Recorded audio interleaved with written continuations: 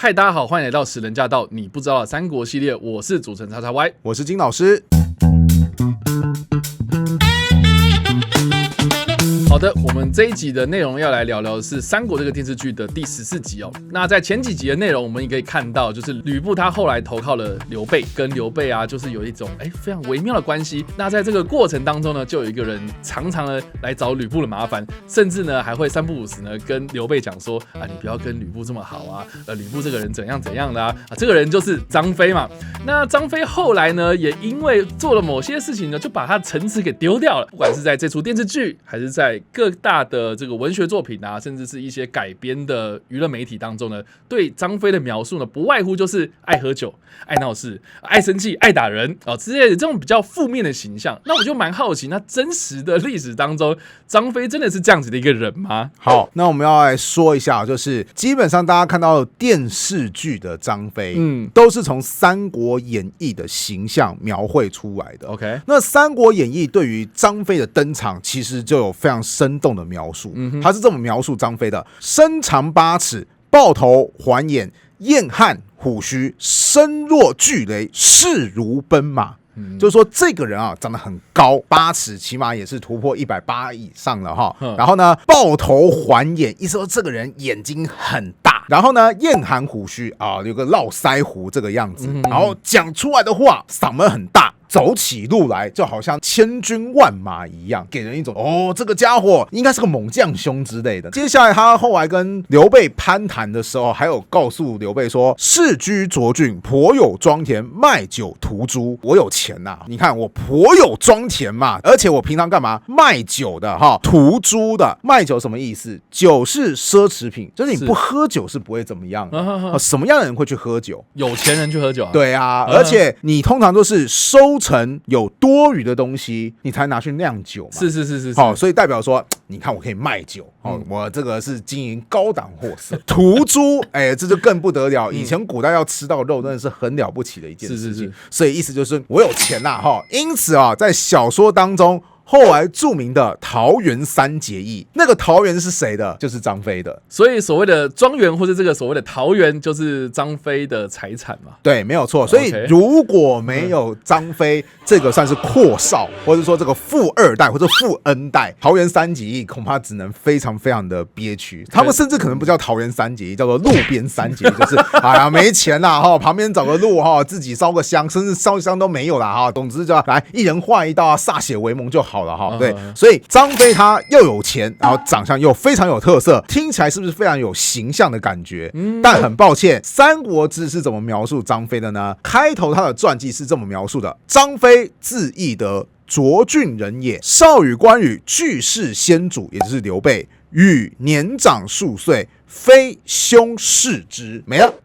没有长相的描述啊？对，通常在《三国志》没有描述长相或是身材，就代表这个人算一般，或是长得没那么有特色。你说大众脸吗？对，而不是像那个小说当中的张飞，那个大眼睛络腮胡这样的人，如果今天走在街上，大家看到一定会觉得说，哇，压低呀！不止没有交代他的长相，有没有注意到也拿掉了富恩代的设定？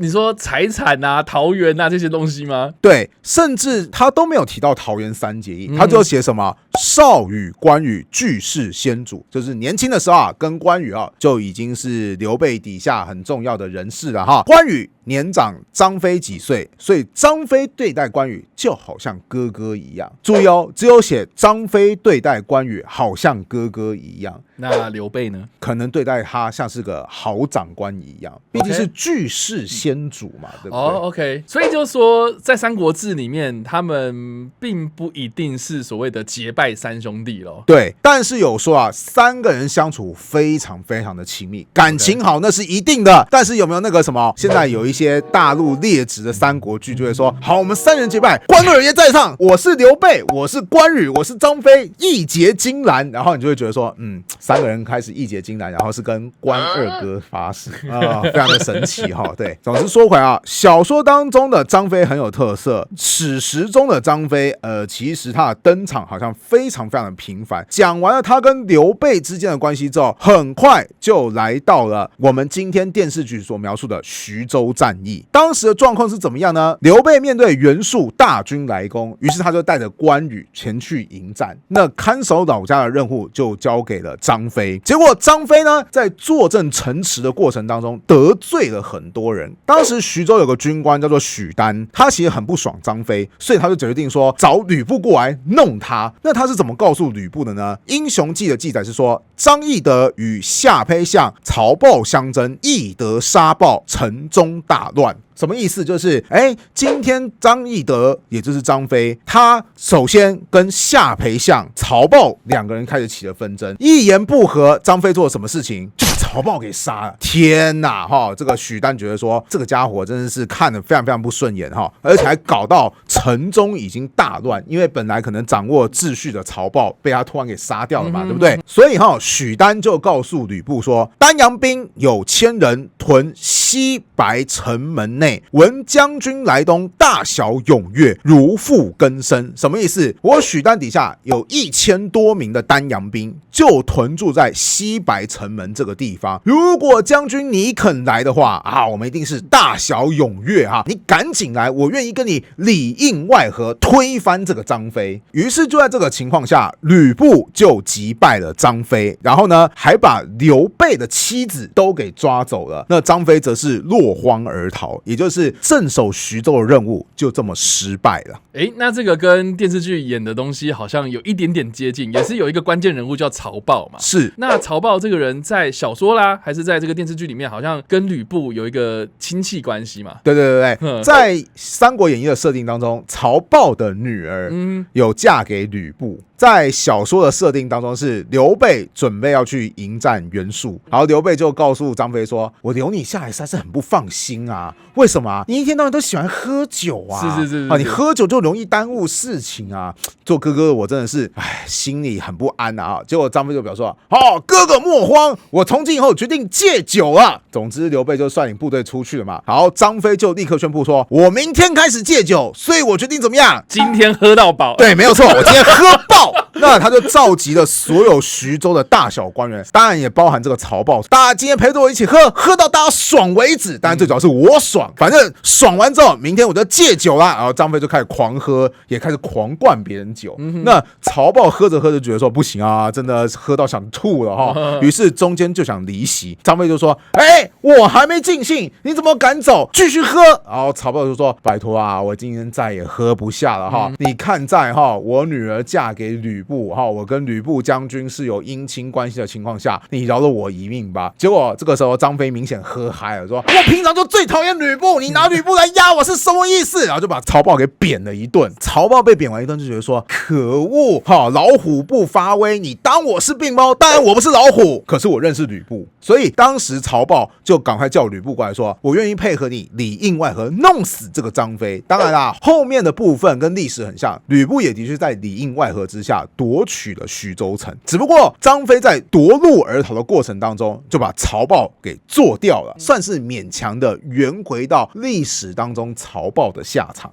听完之后，你有没有觉得小说跟史实哪边有什么关键的不同吗？史实的部分，他并没有特别讲说曹豹跟吕布有一个姻亲关系嘛。对，这是第一点。另外就是曹豹的死亡时间嘛，在史实当中是张飞先把曹豹给做掉了，所以才引发了动乱。是，所以跟这个时间顺序是有点差异的啦。但是你没注意到一点吗？就是《英雄记》从来没有提到张飞是因为喝酒的关系才跟曹豹起到冲突的对没有讲到喝酒这件事情。所以喝酒这个东西是小说加给张飞的另外一个设定。史实当中，第一个没讲张飞长什么样子，第二个没讲张飞的家业有多大，第三个从头头到尾都没提到张飞爱喝酒。那这样听下来，好像张飞真的还蛮普通的吧？对啊，所以啊，《三国演义》它作为一个小说，它如果就描写这样的张飞，观众怎么听得过瘾嘛？对不对？所以它一定要帮一些人物加上一些人设，就好像今天我们看那些什么 Marvel 嘛，对不对？都是超级英雄啊，每个人都是一拳可以打爆墙壁的啊。那如果要描写说美国队长一拳打爆墙壁，钢铁人一拳打爆墙壁，绿巨人浩克一拳打爆墙壁，你听完之后感觉怎么样？大家都一拳打爆墙壁，好像都没什么特别的，对嘛？大家都是猛将啊，关羽是猛将，张飞是猛将，吕布是猛将，观众只会觉得说好，就是一大堆的猛将，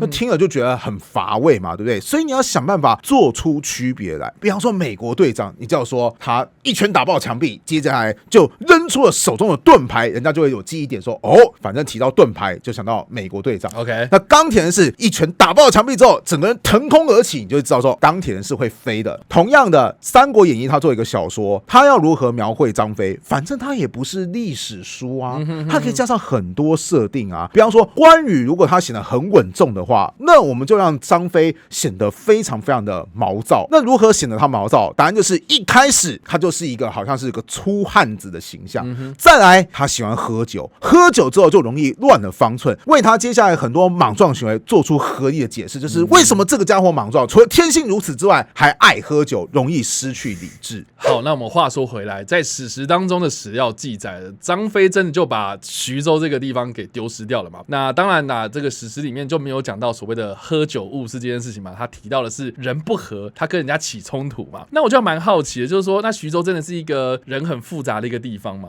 其实还真的是，徐州这个地方哦，大致上可以分为几股势力。首先是比较上流社会的势力，叫做士族。这边要提到个汉朝任官制度，在汉武帝时期，当时就宣布说五经取士，什么意思？就是说你只要懂得儒家的经典，那我就愿意给你官位来做，甚至你的官位是高还是低，就是你对儒家经典掌握是深还是浅。所以在这种情况下，掌握儒家经典的家族，往往就是我靠着这部经典，我自己当官，我叫我儿子读，我儿子也可以接着当官，我们就可以世代当官，成为一个所谓的政治世家。你是说一直读书就可以当官吗？因为在以前古代，知识是非常非常稀缺的。OK， 现在知识不值钱呐，哈，你可以直接说啊，我有问题，哎 ，ChatGPT， 请你回答我一下。是。可是，在古代，如果你有问题，说，我有问题，以前人怎么解决啊？我也不知道，因为大家都没读过书嘛。OK， 此时有一个人就说，我告诉你，孔子以前有过什么样的看法，孟子有什么样的看法，那你觉得？你听完前人的经验之后，你有什么想法？是不是就给你一个很清楚的参考指标？了解。所以能够读书，在以前古代是非常非常重要的资源。在这种情况下，徐州的士族有2个代表。先讲最高贵的那一个，就是徐州的陈家。徐州陈家在我们现在描述这个东汉末年的乱世当中，经典代表人物叫做陈登。我们以后会提到他的故事。陈登不得了，他的老爸当官，他老爸的上一辈也当官，他老爸的老爸的老爸的老爸也当官，世世代代都是读书人，然后当官的。对 OK， 而且其中有一代当到最高等级的官员是什么呢？是三公当中的太尉。太尉就是掌军事力量的嘛？没错，最重要的是他是三公，就是他已经是最顶阶的官员了。是。所以徐州陈家就是基本上没有意外，就算没有到达太尉那么高的官员，子孙任官那是绝对没有问题的。那除了高端的士族之外，其实也有不那么高端的士族，那就是未来会跟着刘备关系很密切的，叫做糜竺。糜竺根据《三国志》对他描述叫做祖室货殖，同克万人，资产巨亿。什么意思？就是说他世代是做什么呢？是做商人的，叫做货殖。其实商人在汉朝的地位不算高，我们讲一句话叫做士农工商嘛，对不对？商人的地位其实不算高，但是商人怎么样？有钱啊，是，所以他怎么样？同客万人，哇！你光养那些门客就可以养到1万人以上，资产巨亿。你有这么多的钱，你就可以拿来做很多的事情。所以其实糜竺当初是陶谦主政时期就被封为别驾，算是整个徐州官僚体系当中的2把手人物。这也算是一个士族的存在。但是相对于陈家是靠读书，他们是靠商业起家，就比较逊色一点点的。除了这些比较高端的社会精英之外，徐州这个地方还有一个非常强悍的势力，就叫做丹阳兵。什么是丹阳兵呢？简单来讲，丹阳这个地方后来有人描述叫做丹阳山险，民多果尽。简单就是说，这个地方是个山区，山区嘛，资源匮乏，当地的民众就怎么样，非常彪悍，因为资源少，要互相竞争嘛，对不对？所以丹阳这个地方历来都是出产精兵悍将的地方。比方说，有一个人就是丹阳人，谁呢？陶谦。我们之前就有提过这号人物啊。而且陶谦不像大家演绎当中、想象当中，就是老的虚弱的他以前是带兵打仗的。事实上，像是后来东吴的奠基者小霸王孙策，曾经在这边募过兵。曹操的亲戚也是重要的部下曹洪，也在这边募过兵。基本上你要在汉朝，尤其是靠近徐州这一带闯荡，你一定要掌握丹阳兵。尤其我们看到张飞他之所以丢掉徐州城，请问从中作梗的重要人物是谁？就丹阳兵要里应外合嘛。没错，丹阳兵领袖许丹觉得说我不爽你啊，所以才找吕布过来。所以你如果能够很好的驾驭住这批丹阳兵，就会成为你很强大的军事资源。相反，你掌握不好，人家可能可以随时跟你背后捅刀子。那除了丹阳兵之外，还有一股军事势力叫做泰山众，泰山也位于徐州当中。泰山众的代表叫做张霸。张霸这个人有多猛来听一下就是张霸的老爸原本当小官，结果呢依法行事得罪了高官，高官当时就宣布说，把这个姓张的给我抓起来，找个时间把他给砍了。此时18岁的张霸登场，他做了什么事情呢？他找了数十位的门客聚集起来，然后就去劫狱，然后直接就把人给劫出来了。那你就想想看，数十人就能劫狱成功，这些人的素质怎么样？应该是很强悍的。对。然后呢，因为毕竟还是犯法了嘛，对不对？张霸就宣布说，不回家了，我们就怎么样？我们直接跑到安全的地方另谋出路。于是怎么样呢？据亡命东海，由是以勇壮闻。黄巾起，霸从陶谦，急破之，拜骑都尉，遂收兵于徐州，与孙观、吴敦、伊犁等并聚众，霸为帅，屯于开阳。意思就是说，后来这个家伙还怎么样？越聚越多人，形成了一个地方上不可忽视的地方势力。那你就看到一个徐州，它既有最上端的精英人士，你要获得他们的鼎力支持。像刘备，他之所以可以获得徐州，就是糜竺首先说，来，陶谦的命令是要求你接班。然后当刘备很疑惑的时候，承认说我挺你，他获得了士族的支持。再来，你还要获得地方势力的肯定，比方说什么丹阳兵泰山众你要是得罪了地方势力，人家可能会在关键时候给你捣乱。那很明显，张飞他就不太能够驾驭这种错综复杂的关系，没有记载他到底是如何跟曹豹起冲突的，但是他就直接一刀把别人给杀了，造成跟曹豹很亲近的丹阳兵就觉得说，你今天敢杀曹豹，那你下一步是不是要对付我们？与其我等你来对付，不如我先来对付你。于是整个徐州就乱了套。何况当时徐州还存在着外来势力，也就是前来投靠的吕布。哇，如果是刘备亲自坐镇，或许不会出意外。偏偏刘备他必须得领兵打仗，是交给你张飞，张飞你又没有处理好，造成刘备好不容易拿到徐州，就这么快速的马上拱手让给别人了。哇，那这样听下来，张飞真的捅了一个大篓子。那刘备后续有什么样对他的惩罚吗？答案是，如果你仔细观看刘备跟张飞之间的相处，就是刘备后来没有再把留守后方的任务交给张飞。如果熟悉三国的朋友就会知道，刘备后来曾经去征讨巴蜀这一带，夺下的荆州大本营主要是交由谁来镇守？关羽嘛，对不对？他就不是说，张飞你再来试一次看看，不敢了嘛，对不对？后来刘备开始去征讨汉中，汉中可以算是刘备当时面对曹操很重要的前线。打下来之后，当时大家就在讨论说，那汉中要交给谁来镇守？那本来张飞会觉得说，应该就我了吧，没了关羽，我资历最高啊。当时其他人也觉得说，没了关羽，应该就换张飞了哈。结果刘备选择说，好，我隆重为各位介绍，未来汉中太守是张飞旁边的魏延，然后让大家都觉得说，哈，怎么会是这个样子？你从这两个例证，你就可以知道，刘备在徐州过后，很难再完全信任张飞，把很关键的位置交给他来镇守。所以故事说到这边呢，就如同电视剧所演的，张飞他丢掉了城池之后呢，跑去跟刘备哭。刘备呢虽然很生气，但是也没办法，只好跟吕布讲和。最后呢，甘愿自己跑到了沛城这个地方去，成为是吕布驻守徐州的附庸嘛。那这个故事让我们看到，就是刘备跟吕布之间的权力互换的关系哦。那也为接下来的故事做了一个非常重要的伏笔，也就是呢，将来刘备或者吕布都要面对到的是袁术跟曹操这两大势力啊。所以听完这个故事之后，不知道大家有什么想法了，欢迎在留言区留言，我们来跟你做互动跟讨论哦。你不知道的三国，我们下次再见，大家拜拜，拜拜。